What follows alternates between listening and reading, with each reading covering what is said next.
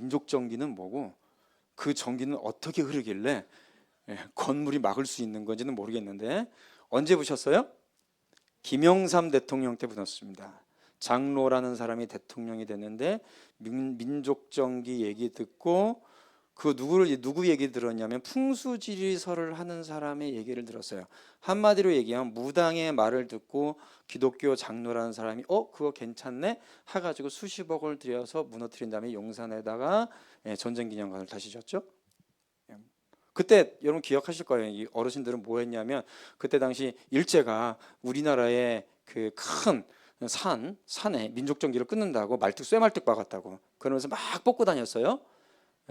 김영삼 대통령 때 장로가 대통령인데 민족정기 살려야지 그러면서 장로가 해가지고 뽑고 다녔어요. 그러면서 그거 역사 박물관에 막 비치하고 그랬어요. 나중에 어떻게 됐습니까? 그거 다 없어졌죠. 그거 가짜잖아요, 가짜. 풍수지리학자가 이 얘기하면 안 돼. 넘어갑시다. 이게 하다 보면 저희 와이프가 다른 거 하지 말고 준비된 것만 하려는데. 근데 그렇게 해서 건물 지었어요. 부셨어요. 말도 안 되게 지었어요. 여러분, 아픈 역사는요 눈앞에 남겨놓고 봐야지 기억하고 극복할 수 있어요. 믿으십니까? 예. 아픈 역사를 숨긴다고 해서 그 숨긴다고 해서 아픈 것이 해결되는 게 아니에요. 그럼 어떻게 돼요? 곪죠. 째서 터트려서 약을 발라야지 낫든가 말든가 하죠. 눈에 보이게 아픈 역사는요 더 깊이 있고 분명하게 배워야 돼요. 그래야지 그 역사가 반복되지 않죠. 그 역사를 제대로 배우지 않으니까 지금 이 나라가 이렇게 또 혼란스러운 거잖아요. 하여튼 그렇다고 무너뜨렸어요. 근데 여기 누가 있었냐면 조선 총독부가 있었어요. 이제 패망이 가까워졌거든요. 그러니까 일본은 큰일 난 거예요. 이때 엔도 정무총감하고 니시로이 경무국장이 이제 일본은 끝났으모이다. 중요한 건 뭐예요?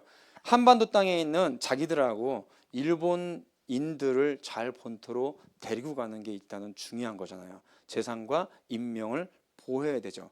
그래서 결국 사람들을 만나요. 일설에는 제가 이렇게 많이 찾아봤는데 송진우하고 안재홍하고 여운형을 만났는데 여운형이 최종적으로 낙찰됐다. 뭐 이런 얘기 있고 처음에 이 두 사람 안 맞고 여운형을 주로 만났다라는 내용이 있어요. 근데 이제 정서상 여운형 한 사람만 만났을 것 같지는 않아요. 연락은 여러 명 하지 않았을까라는 생각이 듭니다. 그런데 송진우나 안재홍 이런 사람들은요 기본적으로 어떤 생각을 가지고 있었냐면 이 사람들은 임시정부가 들어와서 우리나라의 지도자로서 다 해야 된다라고 기본적으로 그런 것들을 가지고 있었어요. 그래서 조선 총독부에서 얘기를 하더라도 거부를 했었습니다. 근데 여운형은 좌파잖아요. 이거 괜찮다 해가지고 잡아서 이거 공산화 시킬 수 있겠다라고 생각을 한 겁니다. 그래서 자기네들 동지들 감옥에 갇혀있는 동지들 풀어달라. 전국에서 풀어달라. 공산주의자들 그래서 1만 명이 흘러나옵니다. 1만 명이 흘러나와요. 그리고 치안권 줘라. 쌀 배구권 줘라. 그렇죠. 자, 치안권, 경찰권이죠. 군대 가져갔어요. 쌀 배구권 줘라. 먹을 거 잡았어요. 그리고 돈도 받습니다. 2만 엔을 활동비로 받아요. 2만 엔을. 그러니까 매덕을 받은 거예요. 그러니까 보세요. 쌀 받았죠. 경찰권 받았죠. 돈 받았죠. 이제 공산화하는 건 너무 쉬운 거예요. 그래서 그날 밤에 자기 동지들 불러가지고 이렇게 얘기를 합니다. 야, 됐다. 이제 우리 거 만들자. 공산혁명으로 일로 매진하겠다. 라고 해가지고 만든 게 건준이에요. 건준은 우익이 없었어요. 나중에 안재홍이나 이런 사람들이 그래 같이 우리가 건국하자라는 말을 듣고 들어갔다가 하는 꼬라지 보고 그냥 나온 거예요. 그러면서 여러분 이 사진 유명하죠? 자, 이 사진을 잘 보십시오. 여기서 만세 부르는 사람들의 머리의 길이를 보세요. 짧죠? 이 사진이 어디냐면 서대문 형무소에서 저 길로 한 200m, 300m 내려오면 지금도 있습니다. 삼거리가 있어요. 그 삼거리 앞에서 찍은 거예요. 감옥에 있던 사람들이 나와서 찍은 거예요. 누구겠어요? 공산주의자 아니면 실제로 범법자들이에요. 여러분 이때 당시 국내에 존재했던 독립운동가들이 몇 명이나 있을 것 같아요? 없어요. 나머지 우리 그때 당시 국민들은 열심히 먹고 사는데 바꿨어요. 열심히 먹고 살아야지 한데 바쁜 거예요. 그러니까 이때 당시 나온 사람들은 뭐예요? 공산주의자 아니면 진짜 범법자들이에요. 이 사람들이 만세 부르고 있는 거예요. 이 사람들을 데리고 건준을 만든 거예요. 이게 왜 들어가냐? 네. 혁명 동지 환영하면서 이렇게 서대문 앞에서. 그리고 또 한 사람이 더 여운형보다 더 무지막지한 한 사람이 나옵니다. 그 유명한 박헌영이라는 사람이 나오죠. 갑자기 박헌영 만세하면서 전국에 대자보가 붙어요. 이 사람이 어디 있었냐면 광주에 있었어요. 테러를 일제시대 때 테러를 많이 해가지고 일본 경찰이 이 사람을 잡으려고 전단을 붙여가지고 이름을 바꿔가지고 이제 노동자로 살면서 지하 조직 운동을 하고 있었어요. 근데 박헌영 만세하면서 우리 동지여, 박헌영 동지 어서 출연하라. 우리는 박헌영을 기다린다 하면서 갑자기 이 사람이 나와가지고 건준에 들어가서 건준을 자신의 파로 다 점령을 해버리고 전국 단위의 인민위원회를 만듭니다. 이게 공산주의자들이 맨 처음에 굉장히 발빠르게 움직였어요. 인민위원회뿐만 아니라 각 자기 지부들을 145개를 순식간에 8월 말까지 그 보름 동안에 다 만들어버립니다. 그리고 매일신보를 탈취해서 해방일보로 바꿔서 자한파 공산주의자들은 벌써부터 이제 신문 발행하고, 구호는 그래서 건국준비위원회는요, 구호는 좌우합작이었어요. 근데 기본 중앙 조직은 다 공산주의자들이었어요. 그러니까 건준과 그 다음에 이제 박헌영이 건준을 장악해서 인민공화국이라고 선포를 해버리죠. 그때는 다 좌익 정당들밖에 없었다. 즉 건준과 인공은 좌우합작 정당이나 그런 정부가 아니라 철저한 공산주의 정당이었고 공산주의자들이 해놓은 헤게모니 얘기였다. 그 안에 우익은 없었다. 이렇게 결론 짓고 생각하는 것이, 아직 철없는 미국도 좌우합작을 제안한다는 거예요. 자, 트루먼이 뭐라고 얘기했냐? 한국 해방에 관한 성명을 통해서 위대한 국가를 세우는 일이 지금 미국과 중국과 영국과 그리고 소비에트의 도움으로 막 시작되었습니다. 이게 맞는 말이기도 한데 우리 편에서 사실 틀린 말이기도 해요. 왜냐하면 사자회담을 했으니까 중국, 영국, 미국하고 소련이 이들 네 나라의 한국이 자유롭게 되고 독립하게 됨을 동의하고 있습니다 라고 하면서 이제 좌우합작의 정부를 남북한 통일 정부로 세우려고 굉장히 노력을 많이 하죠. 그러나 소련은 이미 어떻게 됐다? 이미 모든 것을 끝내놓고 있는 상황이었다. 모스크바 3상 회의를 합니다. 1945년 12월 28일에 12월 달에 미국과 하고 소련하고 영국이 2차 대전 종결을 한 이후에 국제 문제들의 해결책을 모색하기 위해서, 특별히 한반도의 독립 문제에 대해서 어떻게 할 것인지에 대해서 연구를 하기 위해서 모스크바에 모여서 의논을 하는데, 이때가 45년 12월 28일이에요. 46년 2월 8일 날 인민임시위원회를 만들거든요. 이때 김일성이 와가지고 소련군 만세를 부르고 계속 우상화를 작업을 하고 있었어요. 이때 당시 소련하고 미국은요, 의논이 첨예하게 대립됐어요. 이미 소련이 38선을 딱 분리해가지고 점령하고 있는 상황이었잖아요.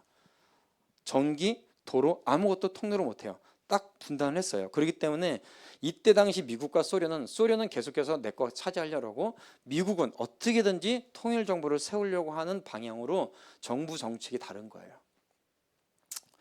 여러 가지 얘기가 있는데 간단히 정리하면 이렇게 됩니다. 미국은 먼저 남북한의 행정 통일이 먼저였어요. 왜냐하면 소련이 잘라놨잖아요.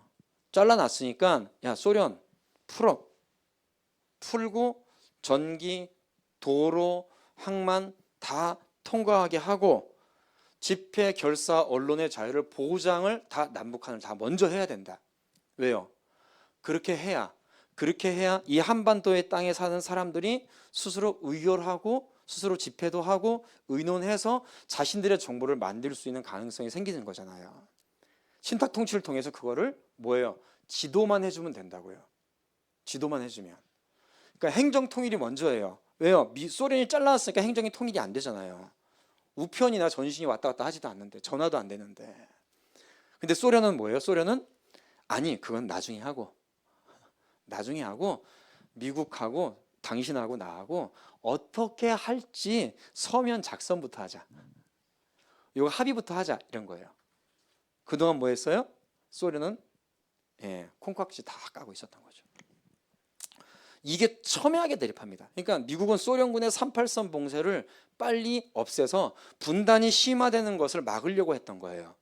소련은 미소 공동위원회가 서류적으로 합의가 없으면 38선 봉쇄 나는 절대 풀지 않겠다. 내가 여기서 먹고 가는 게 얼마인데. 이렇게 되는 거죠. 이게 첨예하게 대립합니다. 그런데 미국은 계속해서 남북 통일 정부를 계속해서 얘기를 했어요. 통일 정부, 하나의 정부를 해야 된다. 그러다 보니까 어떻게 되냐? 소련한테 계속해서 양보를 합니다. 양보를 해서 모스크바 의정서가 소련이 원하는 대로 합의를 보게 돼요. 문제는 여기에 대한 두 양측의 이해가 너무 달랐다는 거예요. 너무 달랐고 서로가 거부권이 있었기 때문에 아무것도 안 됐었어요.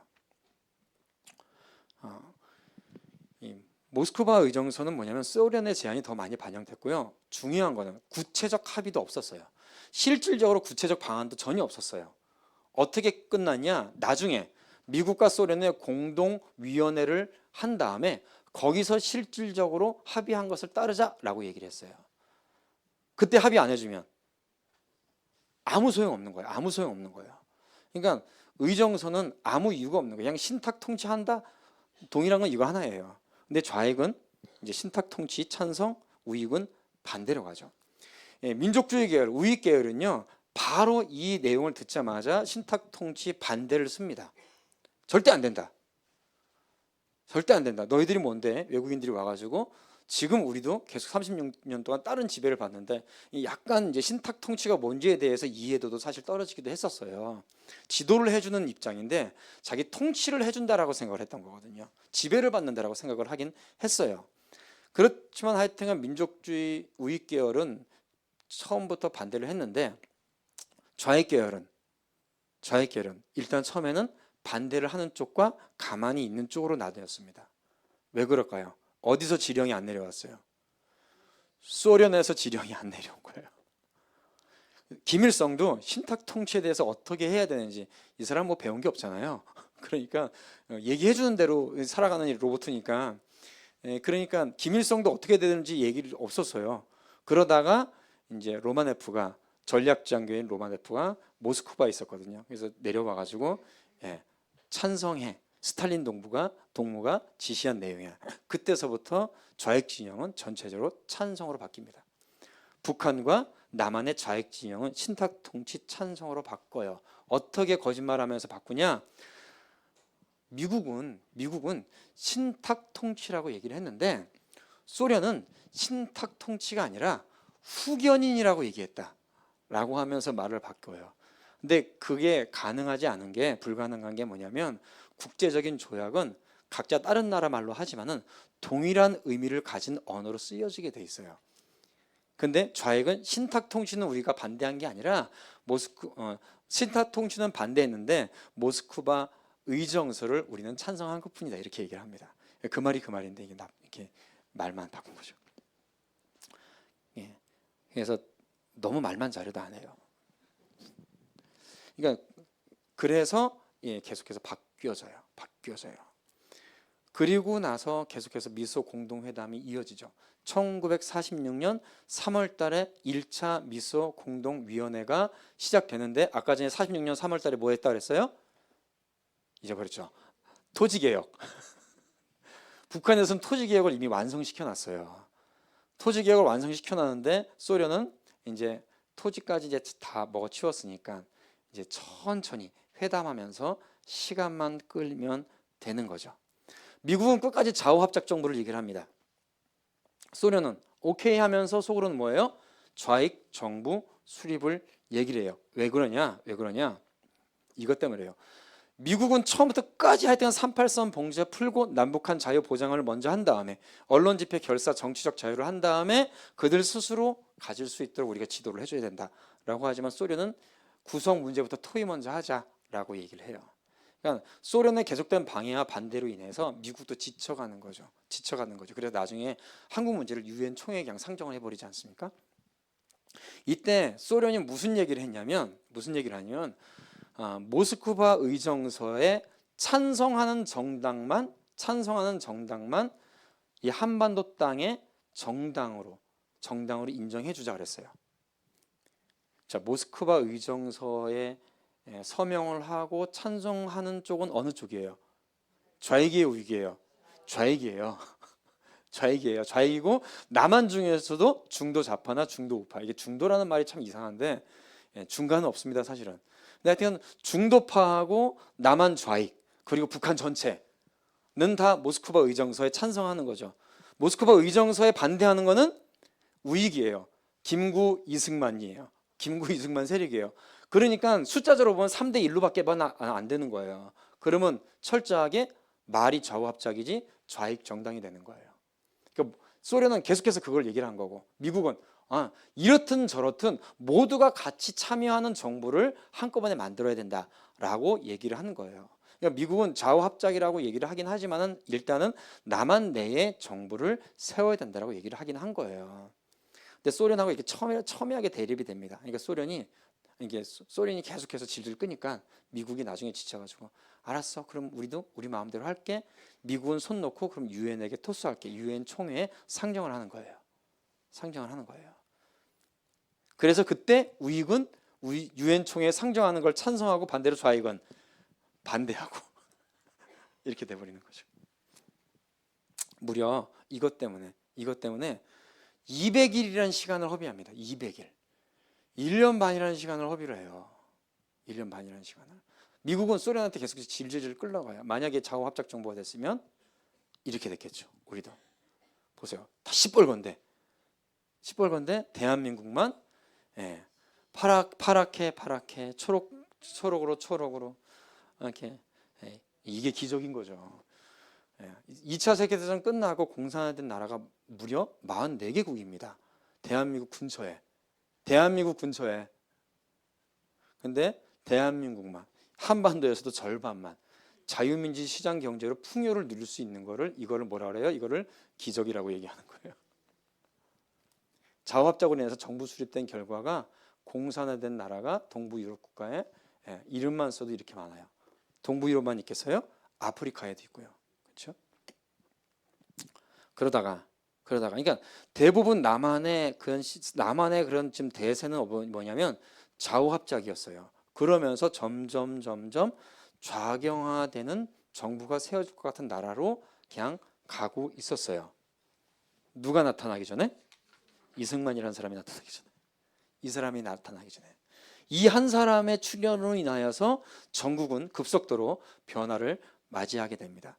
공산주의 실체를 정확하게 간파한 한 사람이 있었는데 그 이름은 이승만. 자, 이 사람은 참 어떻게 이렇게 똑똑한지 그때 당시에도 미국 사람들도 나오기 힘들다는 그런 어마어마한 대학을 졸업하고 그러면서 열심히 이제 독립운동을 했는데 북한은 스탈린 지령으로 이미 단독 정부가 수립됐죠. 미국을 포함 대부분의 지도자들은 공산주의 실체를 몰라서 좌우합작을 주장합니다. 그러나 이승만 혼자 그렇게 되면 안 된다라고 생각했어요. 왜 그랬냐? 이승만의 외교 독립운동이 그래서 굉장히 중요한 거예요. 자, 우리나라는 지금도 작은 나라입니다. 그렇죠? 주위에 있는 나라들이 더 크고 사실은 강해요.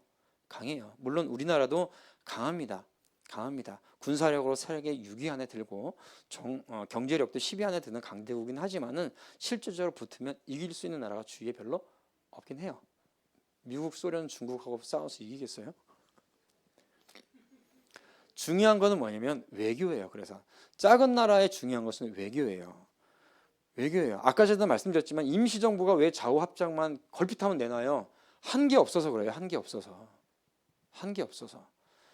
이 사람은 자기가 가지고 있는 모든 역량을 총동원해서 한반도의 독립이 또 한반도의 정부가 국제의 승인을 받기 위해서 모든 노력을 기울입니다. 그래서 결국은 그렇게 됐긴 했죠. 그런데 지금 현재 우리나라는 외교 독립운동보다는 뭐가 더 곽광받고 숭앙을 받아요? 폭탄 던진 거. 이승만의 독립 외교운동이 그래서 탁월합니다. 이 사람은 그때 당시에 미국에서 공부도 하고 미국 사람이 나오지 못할 정도, 미국 사람도 감히 엄두도 내지 못할 엄청난 학력과 그 다음에 정치력을 가지고 대한민국을 독립시키기 위해서 그때 당시 가장 큰 패권 국가로 움직일 수 있는 그런 준비를 하고 있었어요. 한국 친우회를 결성했고요. 이때 당시 헐버트 선교사의 도움으로 톰킨스 목사님하고 미국 유력 인사들을 통해서 한국 친우회를 결성하고요. 1942년도에 기독교인 친환회를 결성합니다. 폴 더글라스 아메리칸 대학 총장이 회장이었어요. 이 사진들은 연방 대법원 판사도 있었고요.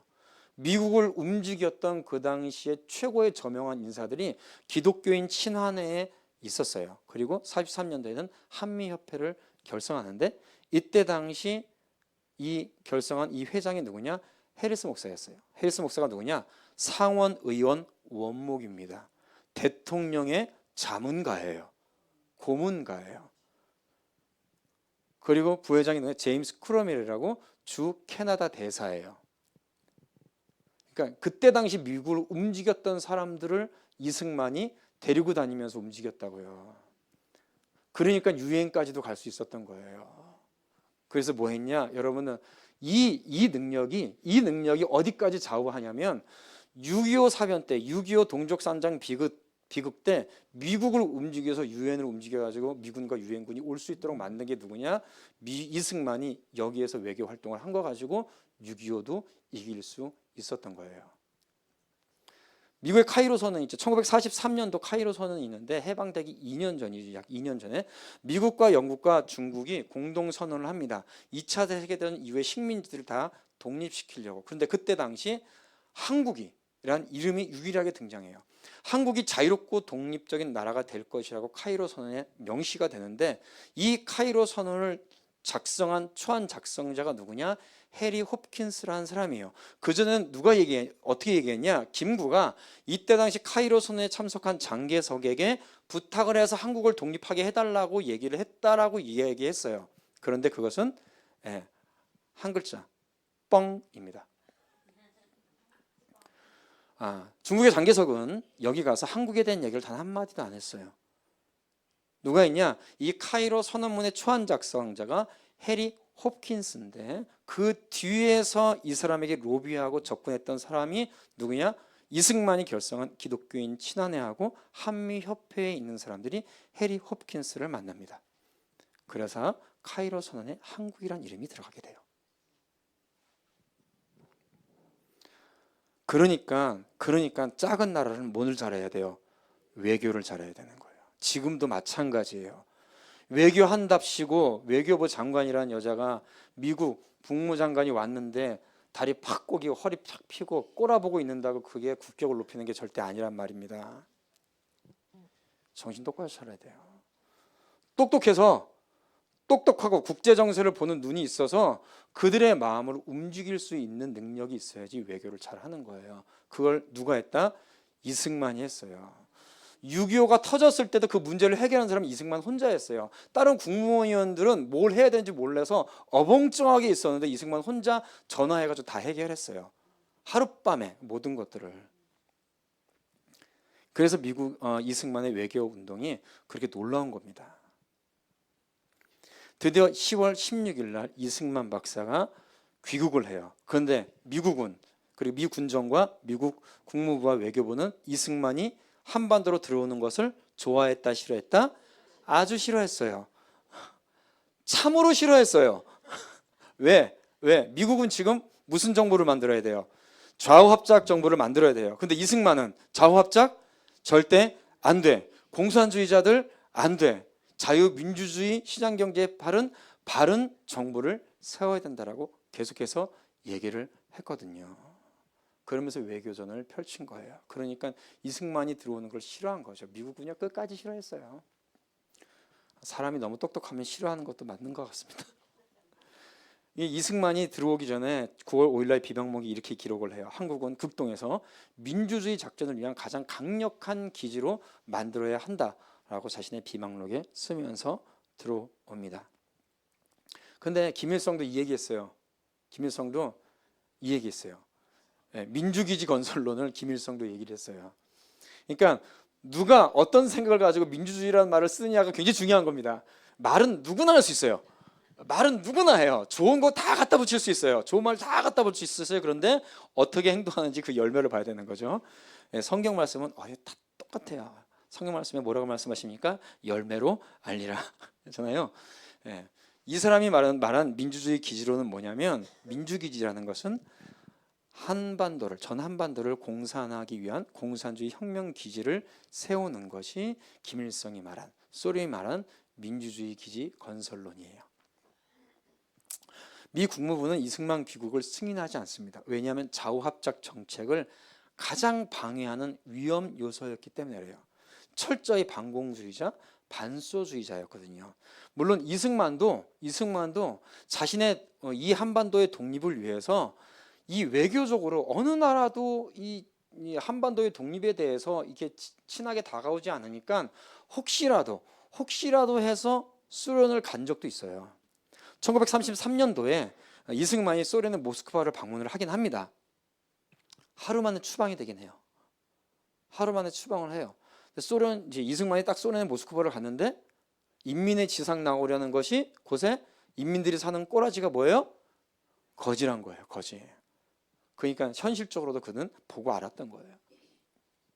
그래서 미 국무부 안에 또 친소련 공산주의 관료들이 굉장히 많이 있었어요. 알제 히스나 빈센트 같은 사람들이 굉장히 많이 있었습니다. 그러니까 이승만이 미국 국무부에서는 한반도로 들어오는 걸 싫어했어요. 싫어하고 이승만을 들여오지 않고 미 군정에서는 어떤 사람들을 귀국 조치하도록 먼저 손을 썼었냐면, 중경에 있는 임시정부 요인들을 각각 들어올 수 있도록 얘기를 합니다. 왜냐하면 일단은 한국의 지도자들을 들어오게 해서 혼란을 막아야 되니까, 그 지도력으로. 근데 이승만은 안 돼. 임시정부 요인들은 들어와도 되고 이승만은 안 돼요. 근데 다행히 10월 16일 날, 한참 됐죠. 10월 16일 날 김포공항에 도착하고 독립촉성중앙협의회를 구성해서 움직이기 시작합니다. 15일 날 들어와서 16일 날 자신의 고향과도 같은 정동제일감리교회 예배당에서 교인들을 향해서 우남 이승만 박사는 이렇게 연설을 해요. 하나님의 말씀으로 반석 삼아 의로운 나라를 세우기 위하여 매진합시다. 그가 생각했던 민주주의 국가, 그가 생각했던 자유통일국가는 어떤 나라냐? 하나님의 말씀이 반석된 의로운 나라가 이승만이 생각했던 자유민주주의 국가였던 거예요. 우리는 이렇게 기도해야 돼요. 기도할 때도 이렇게 기도해야 돼요. 어떻게 기도해야 돼요? 하나님의 말씀이 이 나라의 법이 되게 하여 주시옵소서.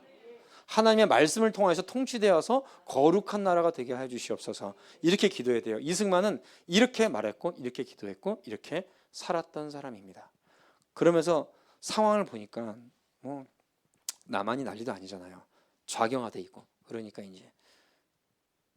이거는 이제 12월 17일 날 라디오 연설을 해요. 공산당의 나의 입장이라고 해가지고 한마디로 이거예요. 공산주의자들은 자신의 조국이 러시아라고 그런다, 소련이라고 그런다.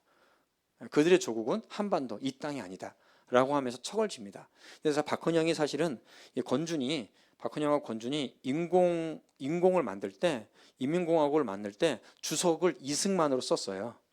이승만이 워낙에 한반도에 있는 국민들한테 인기가 있고 지도력이 있는 걸 아니까 썼어요. 근데 이승만은 거들떠도 안 봐줘. 거들떠도 안 보고 17일 날 공산당 놈들, 나쁜 놈들 이렇게 해버린 거예요. 그러니까 이때서부터 이제 뭐예요? 이승만을 친미주의자라고, 미제국주의의 앞잡이다. 김구는 중국의 앞잡이다.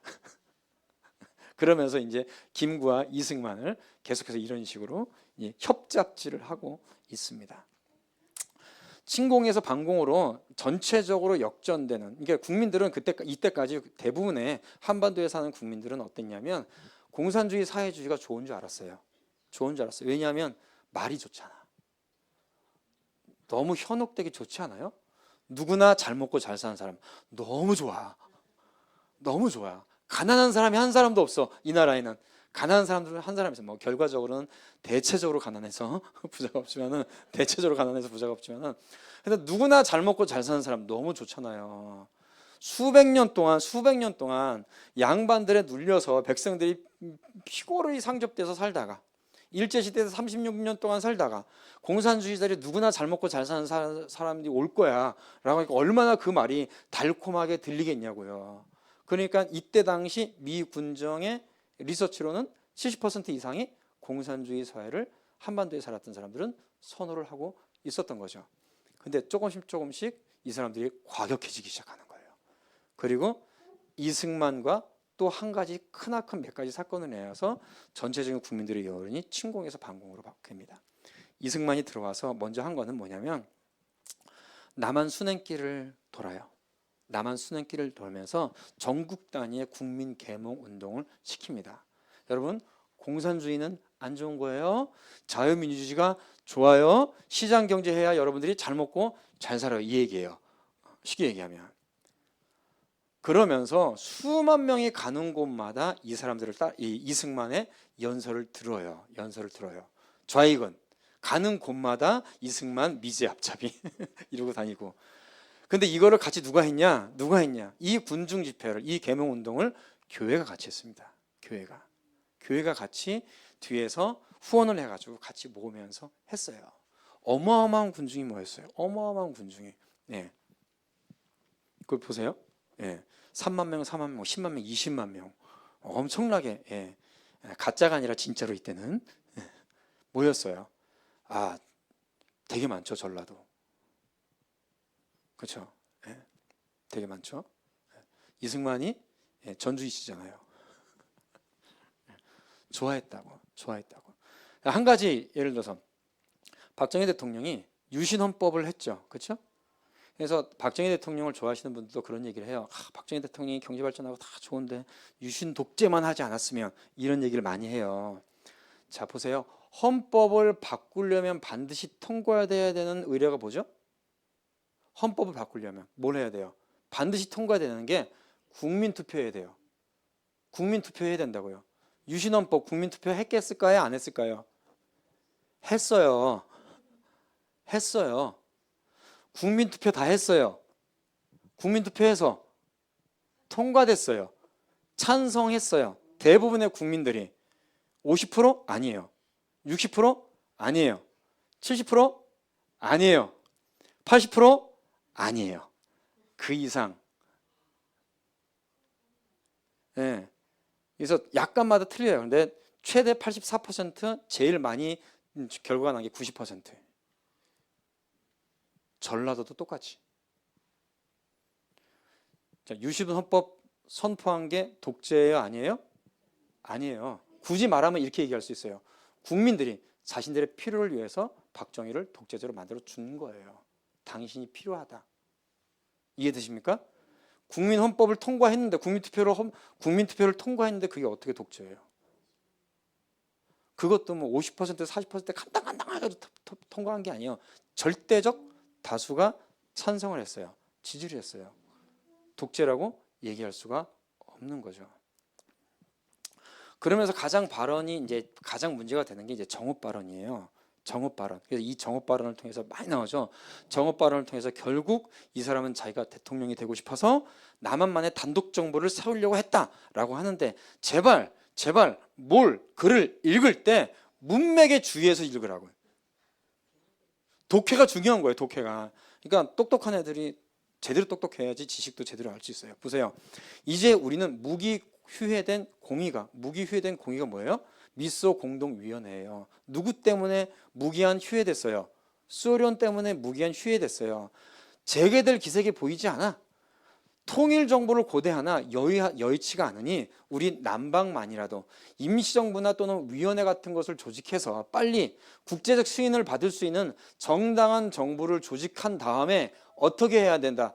최종 결정이 뭐예요? 결론이 38 이북의 소련을 철퇴하도록 해야 된다. 빨리 통일하자 이거예요. 결론은 뭐예요? 빨리 통일하자 이거예요. 근데 중요한 건 뭐예요? 38선 이북에서 소련을 철퇴하도록 하다. 여기는 안 봐. 여기는 안 보고 노란색 남방만이라도 여기만 본다고요. 여기만 얘기한다고. 여기만. 누구 때문에 상황이 이렇게 됐는데? 소련하고 김일성 때문에 이렇게 됐는데. 바로 38 이북의 소련 때문에 빨리 걔네들 쫓아내고 통일하자라고 얘기한 거예요. 이분이 이렇게 얘기합니다. 죽음이 결코 두려운 것이 아니다. 다만 어떻게 죽느냐가 문제다. 나는 자유와 민주주의 전에 나의 생명을 바치려니와 나의 존경하는 민주 국민들은 끝까지 싸워서 무엇을 일으켜야 돼요? 통일을 일으켜야 될 것이다. 이분 머릿속에는 통일이에요.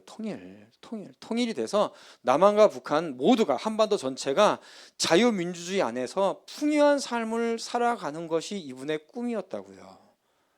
무조건 통일이었어요. 통일.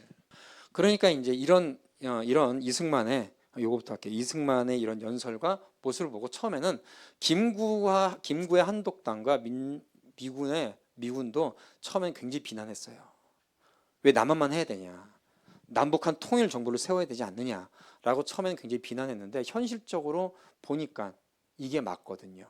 나중에는 김구도 이승만하고 같이 남한만의 정부를 구성하고 선거하자고 얘기를 하고 같이 합니다. 그게 46년 6월 29일 민족통일총본부 설치를 해요. 총재가 이승만, 부총재가 김구예요. 나중에 뒤통수 때리는 건 누구다? 김구다. 선거를 방해하기 위해서 46년 대구 10월 폭동으로 시작해서 폭동과 반란의 끊이지 않은 역사를 이루는 것이 지금 남한의 좌익들이었습니다. 박헌영과 공산주의자들이었어요.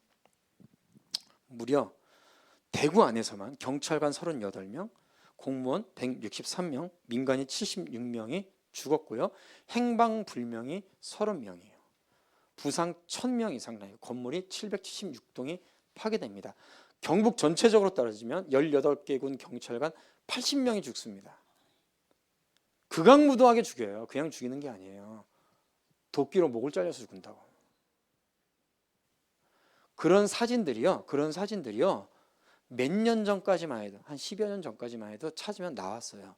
지금은 인터넷 검색하면 없습니다. 찾기 힘들어요. 극악무도하게 죽였어요. 극악무도하게.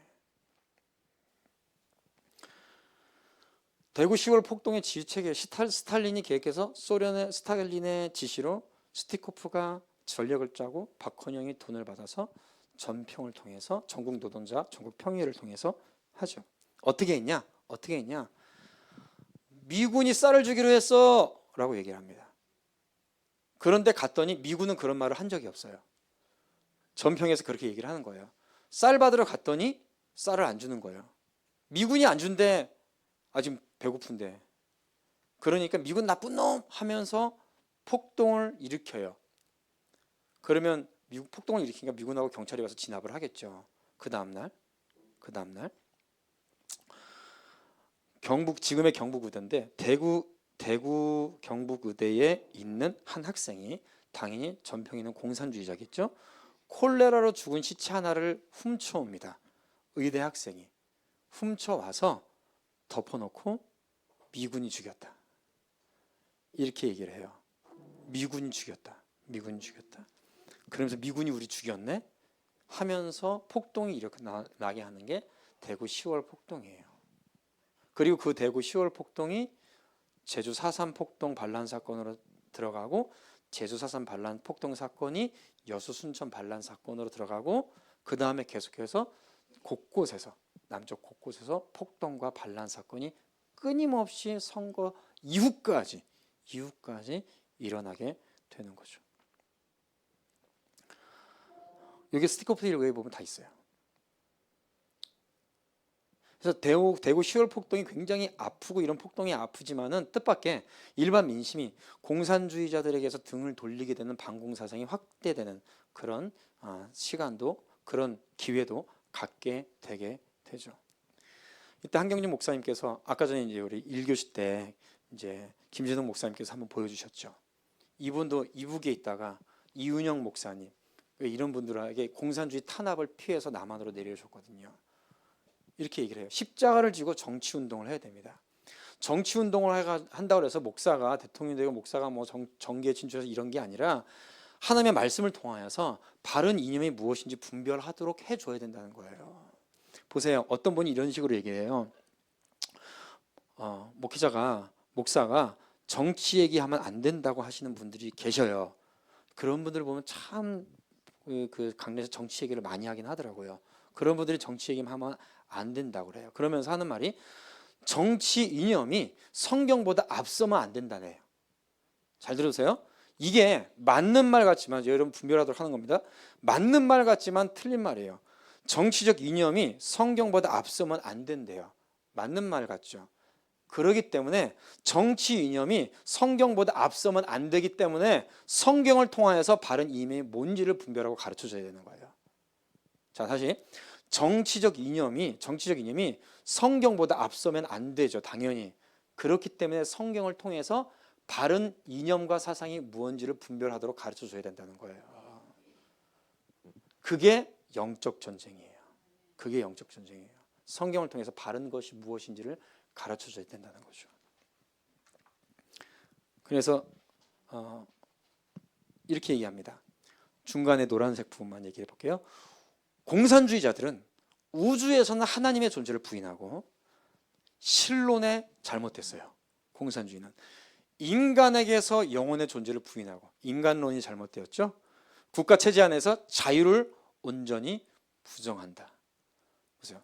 성경적으로 신론에서 잘못됐죠. 인간론에서 잘못됐으니까 당연히 구원론에서 잘못될 수밖에 없는 거예요. 이 땅을 밟고 살아가는 사람들의 기본적인 성경이 우리 각 사람들에게 주어졌던 자유와 인권을 부정하기 때문에 공산주의자는 안 된다는 얘기예요. 성경적으로 맞아야 틀려요. 성경을 기반으로 해서 얘기한 거잖아요. 그렇기 때문에 성경을 통해서 바른 이념과 사상이 바른 가치관이 무엇인지를 가르쳐 줘야 되는 것이 누구예요? 목회자들이 해야 되는 일이라는 거예요. 자, 이번 시간은 여기까지만 하고 혹시 여기까지 질문 혹시 있으면 예. 없으면 잘 들으신 걸로 알고 예. 기도하고 저녁 드시고 이따가 저녁 7시 반에 만나도록 하겠습니다. 기도하겠습니다. 자, 저녁 시간에는 이제 그 선거와 남북 관계에 있어서 왜 김구가 어떻게 돌아섰는지, 남북 연석 회의가 왜 잘못됐는지에 대해서 좀 논거를 하고 나누도록 하겠습니다.